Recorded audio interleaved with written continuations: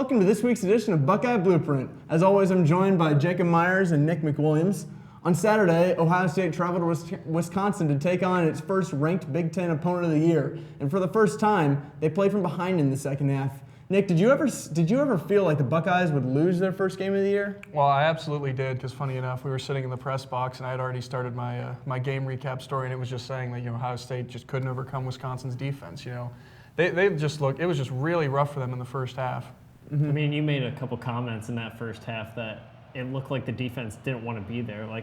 It's like they hit a train. They hadn't seen something like that before. I saw Malik Hooker a few times, as well as Marshawn Lattimore, just kind of look around, think, what is going on here? I mean, they obviously persevered in the second half, and I mean, it's a testament to the adjustments they made in the second half. Mm-hmm. And Wisconsin's not really known for their offense at all, but Ohio State, they really seemed to struggle on offense. They also seemed to struggle, and JT, I don't know, they just really didn't seem to get into a roll, and it's not that they had a lot of turnovers or anything. They didn't turn the ball over until the third quarter at all, but I know we want to stick on the defense first. So you said that you saw some defensive adjustments that Ohio State made in the second half.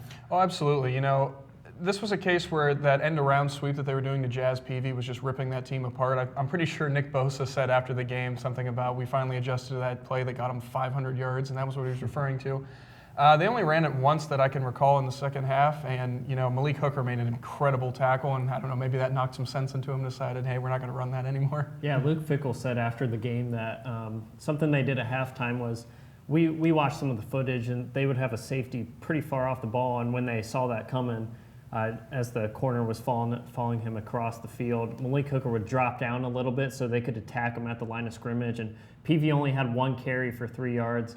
Granted, he had 4 receptions in the second half for somewhere around 60 yards, so he was still effective, but eliminating that big play on the run definitely turned the tides a little bit. And not only that, we kind of watched when they were first doing it in the first half. Chris Worley was kind of the man to go to bust off the edge and stop that end around. Well, the problem was he kept getting taken out by a fullback, and the second half you could tell that one time that they did it, they had Hooker break down and go straight off to the side and get after Peavy. So it just seemed to work well. And throughout the game, the one part of the Buckeyes defense that really seemed to work well was the rush man package. And throughout the entire game, they were getting pressure on Alex Hornibrook, and I thought that was one of the keys to the game. Yeah, absolutely. I mean, we've said this whole season, when those guys are in on those third down packages, and mostly short yardage packages, but more so this game, I saw them in there on 3rd and 7, even longer than that, on 3rd and long in passing situations, just trying to get to the quarterback. And it really showed in this game.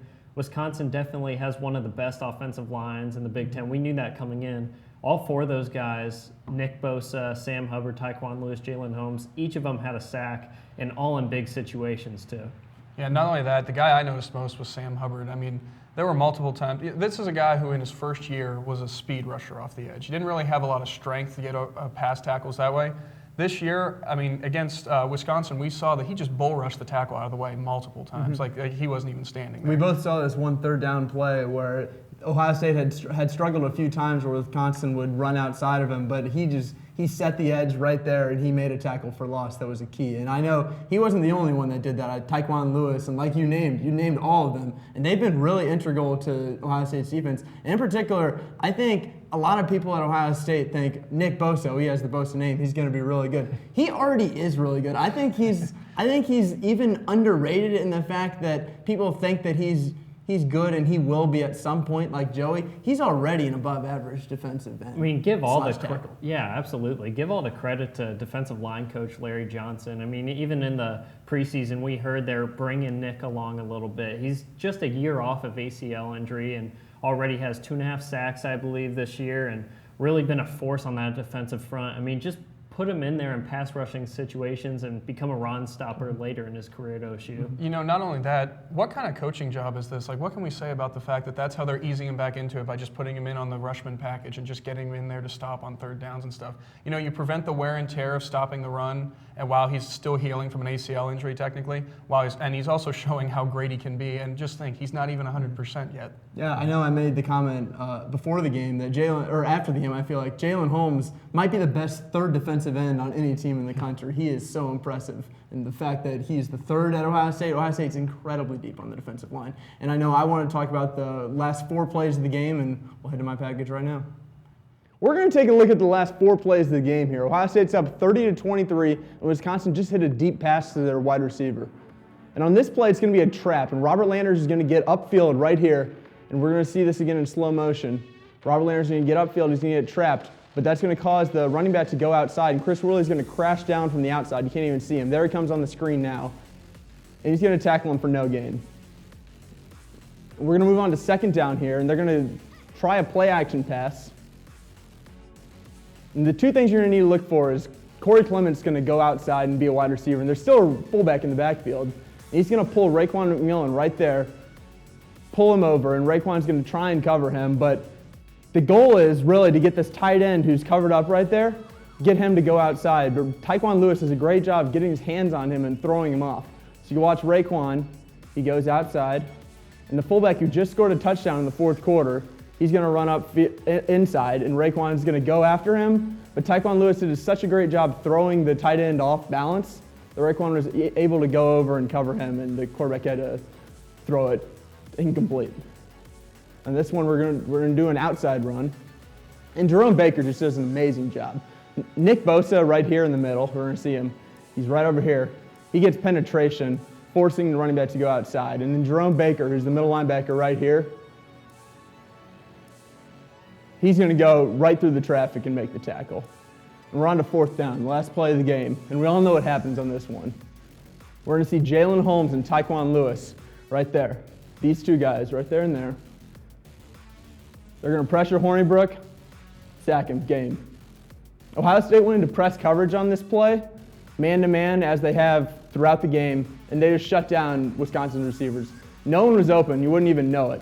He had about 2 seconds to throw the ball. No one was open. He had to backpedal. Someone way on that side of the field got broke open a little bit late, but by that time, it was over. 30-23, Ohio State wins. On the offensive side of the ball, Ohio State struggled to get in the end zone for a large portion of the game. But the one thing that I think was interesting, and a lot of people have touched on, is JT Barrett ran the ball again. I know Nick and I were counting, and either 15 or 16 of JT's 21 rushes were designed runs. Is that sort of an issue? Because Urban Meyer's addressed that he doesn't want that to happen. Yeah, in a game like this, he said it last week at Indiana. When he needs a win, he knows who he's going to give the ball to. He's going to give it to his best playmaker. That's JT Barrett, the guy he trusts the most behind center.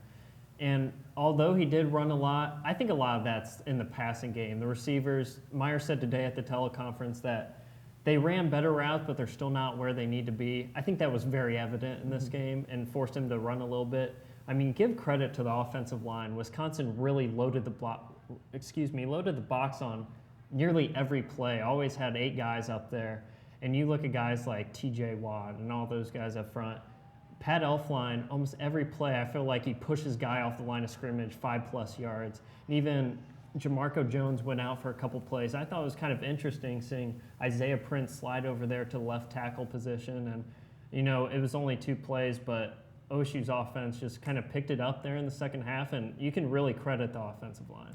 Yeah, even though I do think the offensive line played pretty well, I got to say that I think mostly the pressure came from the edges, it seemed like. It always seemed to be coming off the edge. So that's just a testament to, the maturity on the inside, minus Michael Jordan, of course. He's a true freshman. But Pat Elflein and Billy Price did a great job of keeping the pressure from in front of them. Granted, Sitchy had quite a few sacks, and TJ Watt was a disruptive force. But, hey, a defense like Wisconsin, that's going to happen. But it's the times that you have to keep that pressure away that from the edge and from the middle that are really important. When I look back at the game stats, and I saw JT he was 17 for 29 for 226 yards with a touchdown interception. That was honestly a lot better than it felt like when I was watching it. I didn't think he had 17 completions at all. Did you feel the same way? I didn't at all. I mean, a lot of them were those screen passes to Curtis Samuel, try to get him to run a little bit. I mean, give Wisconsin's defense credit. Mm-hmm. They contained Ohio State's offense as much as they could. Noah Brown finally appeared once again from the Oklahoma game, made a big difference. I think you just saw this offense kind of mature over the game as it went along, and the offensive line gave the pressure it needed. And, I mean, JT has the maturity to step up there in the pocket. You said a lot of the pressure came from the outside, and I think you really saw JT deliver some crisp balls over the middle. And next week we know that they're going to have to rely on the running game a lot more. And it's not that Penn State's going to have an amazing passing defense. It's the fact that they can't really stop the run. For the second week in a row, the Buckeyes will head on the road to face a team under the lights. This week, though, the competition may not be as stiff as it was last week. Yeah, Wisconsin's offense wasn't really known to be prolific or anything like that, but boy, they really showed that they actually have the ability to score and really move the ball down the field. Penn State's a very good team in terms of running the ball because of one man, that's Saquon Barkley, obviously. So far this year, he's averaging 5 yards a carry. I mean, he's just tearing it up. Trace McSorley is a quarterback who's, he's been kind of underrated this year. I mean, he's thrown a lot more touchdowns than he has interceptions. But I really do think Ohio State's defense, this is going to be a game that they can, kind of get back into that groove of just locking people down. I mean, this is another team coming off a bye week, and we saw what that did for Wisconsin last week. Corey Clement had a career day, and they surpassed many stats that OSU has averaged. They surpassed that in the first half. They had 311 yards of total offense in the first half against OSU's defense. And this week, I would argue they're going up against a much better running back in Barkley. I mean, he's averaging almost 100 yards per game there. He's got 8 scores already. And they have a different offense than they have had in recent years. Trace McSorley, kind of like Baker Mayfield, he can scramble about and create plays with his feet. Albeit he may not be as great as a quarterback, but they're going to throw some things that OSU hasn't seen yet. And in the past 2 years, I feel like Ohio State struggled with even those mobile quarterbacks who, they may not be very good at what they do, but they give Ohio State a different look. But at the same time, I really can't say this without thinking of Saquon Barkley in the back of my head as I say this, because the only way that Ohio State will struggle is if Saquon Barkley averages about 8 yards per carry. The thing is, Saquon Barkley has the talent to average 8 yards per carry. So do you think that Ohio State will be able to slow him down, or will he be able to get his own, and Ohio State needs to focus on stopping Penn State's pass game? It's funny you say the 8 yards per carry thing, because he almost got that total last year against the Buckeyes. He had 194 yards, and against an Ohio State defense, that's something that you just do not hear about very often.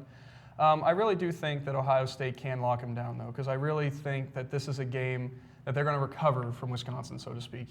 That was something that the defense was visibly upset about throughout the game in the first half. Second half was much better. I would say, though, with Barkley's ability, I'm making a bold prediction here. We've seen him be able to jump over defenders all the time. I'm predicting at least 2 hurdles in this game. One of my favorite predictions. Yeah, but I don't think anyone's ever made that kind of thing before. But I say Barkley gets locked down a little bit, even though he'll probably still have about 100 yards. Well, what was different in Wisconsin is that was the first time OSU had seen a style like that all season. Personally, I wasn't too surprised how Wisconsin's offense came out. They run a lot of play action, get their tight end, Fumagale. That's a mouthful to say. But they got him the ball. They got him the ball pretty often. And, I think OSU's going to be prepared for that a little bit more. They may load the box a little more now and try to force McSorley to beat them with the throw. I think they're really going to key on Barkley in the backfield and not let another Corey Clement bite them. Speaking of the passing too, though, even if they do pass with McSorley, I think Garyon Conley proved why he's the #1 corner on this team last week, so that's going to be a little bit interesting for them to try to do. Yeah, he'll tell you he had 2 interceptions in that game. And he may have. So do you think Ohio State is going to win the game? I think you probably will say yes, but who are they going to rely on this game?